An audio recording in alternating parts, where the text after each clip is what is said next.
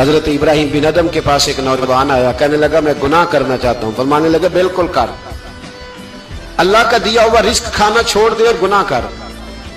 کہنے لگا یہ نہیں ہو سکتا۔ فرمانے لگے چل پھر اس طرح کر، رب کی زمین پہ نہ رہ، کسی اور کی زمین پہ چلا جا۔ کہنے لگا یہ بھی نہیں ہو سکتا۔ فرمانے لگے چل اللہ کی چھت سے نکل جا۔ کہنے لگا یہ بھی نہیں ہو سکتا، تو آپ رو پڑے۔ فرمانے لگے پھر جناب اسرائیل جب آئیں تو ان سے کہنا مجھے 2-3 سال کی مہلت دے دے، پچھلی میری گناہوں میں گزر گئی، میں ذرا 3 سال عبادت کر لوں۔ تو وہ شخص بھی رونے لگا، کہنے لگا حضور وہ مہلت نہیں دیتے، وہ جب لینے آتے ہیں تو پھر لے کے اللہ تعالیٰ نے جب انسان بنانا چاہا نا تو جناب جبریل کو کہا مٹی لے کے آ زمین سے۔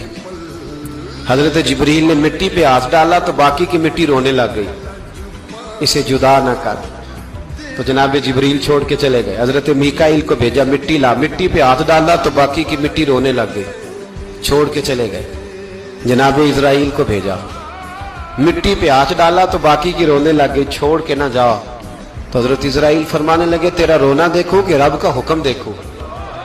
وہ لے گئے، جب پیش کی تو رب کریم نے فرمایا اسرائیل جان نکالنے کی ڈیوٹی بھی تیری، تو مٹی کو لے آنا، باقی مٹی روتی بھی رہے تو روتی رہے، جب میرا فیصلہ آ جائے تو پھر اس میں کوئی گنجائش، ہم کھاتے بھی اللہ کا ہیں، نافرمانی بھی اس کی کرتے ہیں، زمین پہ بھی اس کی چلتے ہیں، نافرمانی بھی اس کی کرتے ہیں، حکم کسی اور کا مانتے ہیں، چھت پہ رب کریم کی رہتے، اس طرح نظام نہیں چلتا۔